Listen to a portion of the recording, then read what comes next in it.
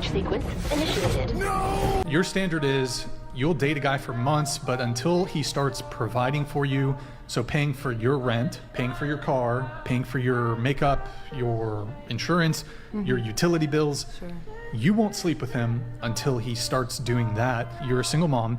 The father of your child, did he have to do all that stuff for you to sleep with him? No, but he's the reason why I'm like this, so. Yep. No. Are you single? Yeah. You're single? How single are you? How recently single are you? Like 2 weeks. 2 weeks? Yep. And you're out here already trying to live life? Yeah, I mean, yeah. What's the fastest way to get over the guy? Just do your own thing. Like, that's the reason we broke up. What was the reason? I don't want to put that out there. Now you want to have fun, huh? No. Okay. You again? Oh. Yeah. Hey, bro, how long you been talking to this girl? Like a month. A month? Yeah. Bro, she just said she got out of a relationship. So much shared in so little time. It doesn't matter if we're talking single moms, wall hoppers with melting makeup, streetwalkers on their last leg, or the demand for the $300 date. The point is that it all stems from a single philosophy, the idea that zero accountability is fine as long as one romanticizes the journey that follows. I am, of course, referring to feminism. When you look at the ideologies men have created, like Stoicism or Confucianism, you may not agree with the standards. Maybe you desire something else. Or maybe there are a few things that you like that you add to your dominant path. Regardless, I think we can all agree that masculine philosophies have something that female philosophies don't, and that's order.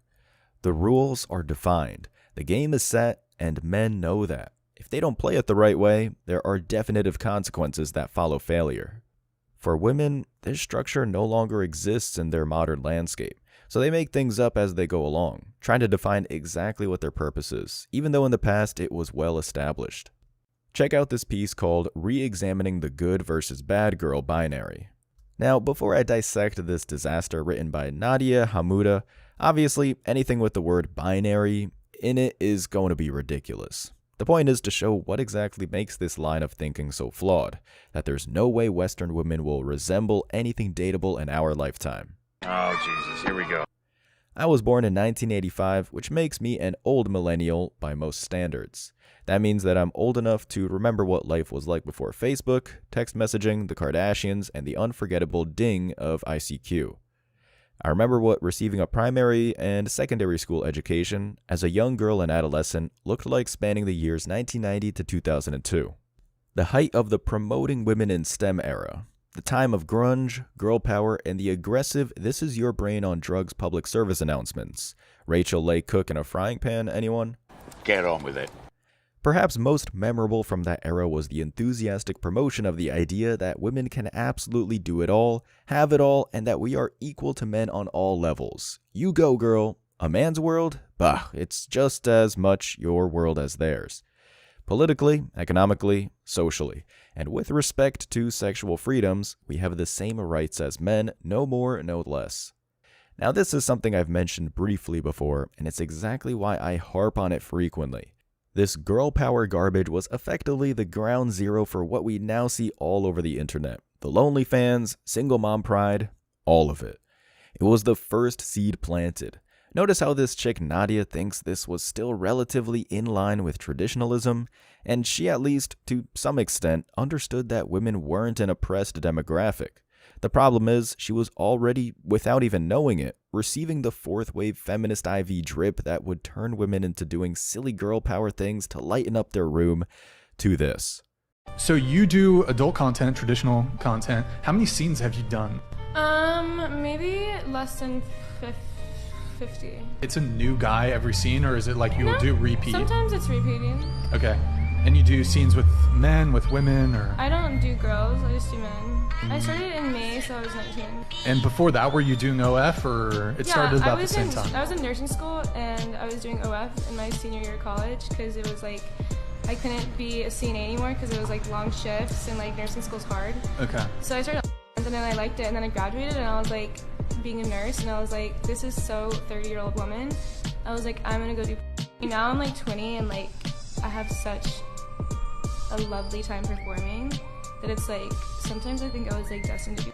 Like, I just love it so much. Man, your dad must be proud. What's your price?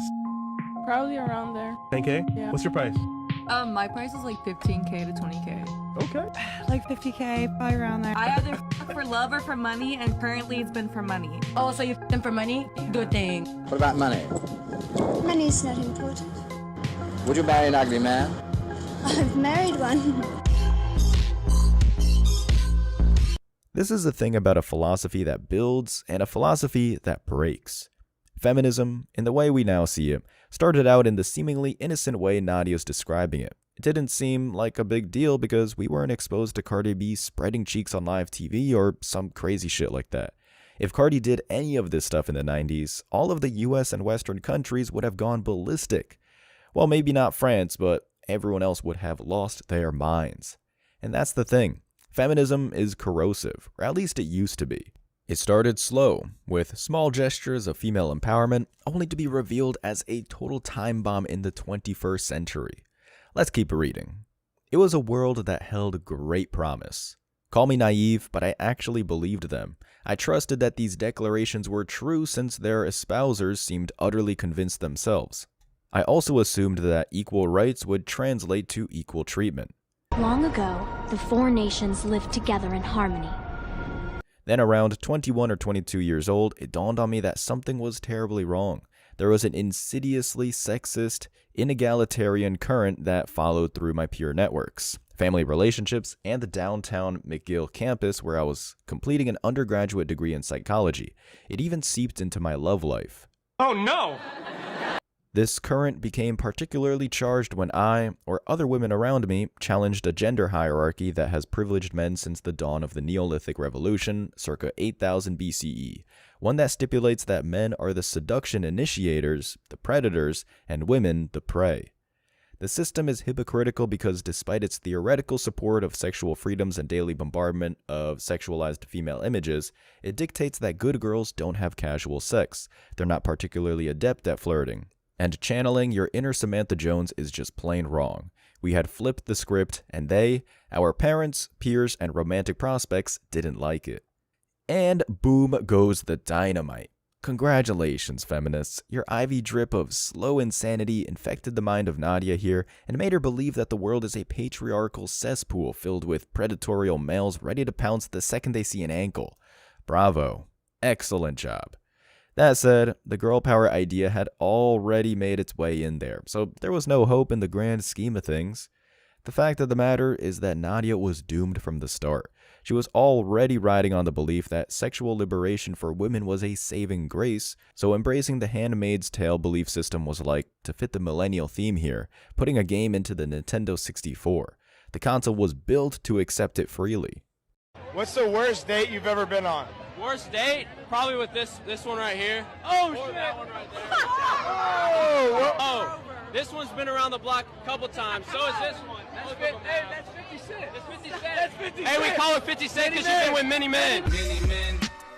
Many men. Turn that shit up. I want to go shopping. Who money I'm finna use? Cash at me right now. Apple pay me right now.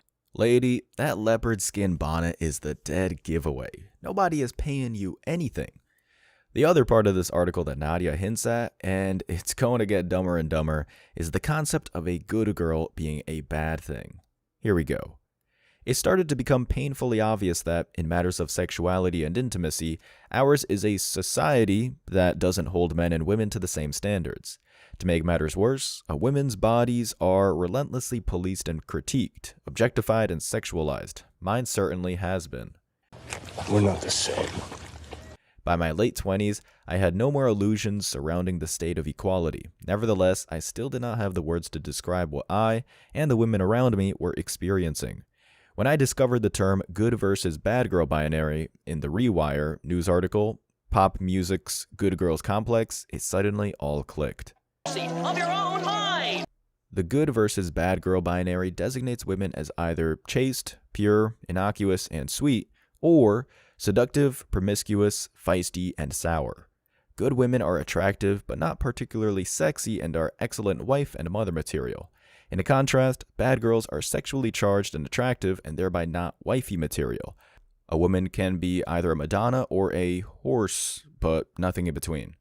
It had not previously dawned on me that a significant source of my angst, feelings of helplessness, and disillusionment with the world was largely because of patriarchy and its knack for bringing out the worst in people. We got him, aren't you? See, this is why I always say that women are so impressionable that they are utterly incapable of self-governance.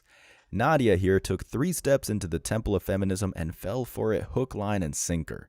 She even says it herself. She had no idea why she was upset. It could have been for any number of reasons. But the ability to blame masculinity for all of her past problems allowed her to do what all women in the West do in order to avoid shame: leave accountability behind.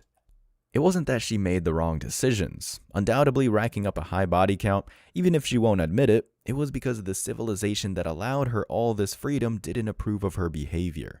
She wants to believe that she's still, as she puts it, a good girl, but she doesn't want to leave the streets because instant gratification is the top priority. So now she resembles nothing favorable, and something more like this. How long you been together? 5 years. And what's your age? 29. 31. If he gave you a guilt-free pass to have fun with any guy in the world, would you take it? If I had a chance, maybe. For a celebrity, yeah. But just about any other guy, I don't know. So which celebrity would you have in mind? Definitely Bad Bunny. Realistically, what do you think Bad Bunny has over your man? I mean, fucking fame, millions of dollars. No, not just that. I mean, he's handsome. I think they're both handsome, but I don't know. If she cheated, would you tell her boyfriend? How long have they been together? 5 years. Does she have a ring? Not yet. No. She wouldn't be with a guy for 5 years without a ring, first of all. He's not boyfriend material then. So wait, how long? I expect a ring in the first probably 12 to 16 months being with a guy. Brilliant strategy. Now you'll both be lonely and single forever. Also, I just want to get something out of the way that's just eating away at my cortex here. The fact that the author here, if we can call her that, thinks that Madonna, one of the women who spearheaded the modern decline and spoke in a British accent for years, is a good girl. That really tells us all we need to know about how lost this woman is. Also, calling a bad girl feisty might be a great way for Nadia to put on the blinders, but we've seen what that really means on this channel. It ends with busted headlights, windows, and a maddening alimony payment that will keep sucking you dry. Not in a good way, for over a decade. Here's the more from the new cult member. Feminist scholars argue that binary, also dubbed the Madonna-whore dichotomy, exists to reinforce and maintain the patriarchy. It oppresses women by providing society with a foolproof framework for tearing us apart. It's a political maneuver that instigates women to turn on each other instead of their oppressors. It cripples us psychologically so that we're either too scared or too tired to challenge the status quo. Nothing scares the primary beneficiaries of the conventional gender hierarchy more than losing power. What the hell are you talking about? When seen from this vantage point, we begin to understand how behaviors, thoughts, and attitudes that disrupt the patriarchal status quo might be viewed as threatening and therefore bad. Being told that your existence is threatening is quite flattering when you come to think about it. Humans tend to oppress what they fear or don't understand, or when they're confronted by something powerful. We don't invest time and resources into oppressing what doesn't bother us. You're a bitch. With so little time and much to do, why would we bother? Despite decades of feminist activism, an allegedly successful sexual revolution, and the proliferation of equality rhetoric, the binary lives on in 2019. With dangerous implications for the mental health and well-being of women and men. But in what ways does the binary hurt us, and which factors contribute to its persistence? It doesn't, Nadia. It really doesn't. But you're far too gone to realize that this philosophy that you've chosen isn't even a philosophy at all. It's a parasite you've allowed to worm into your little brain. This article is a great example of how women will be born one way and then be immediately sucked into a system that makes them want to dismantle everything that gave them the liberty to write crap like this.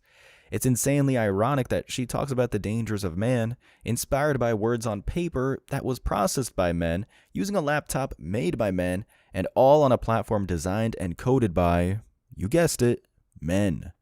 Well, good luck, Nadia, because things are changing and not in your favor.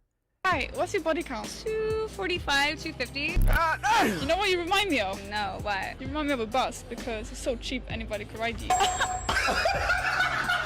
No, I guess that's kind of true.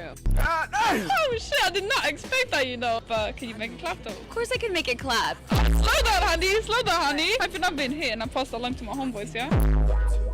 That's why he's the GOAT!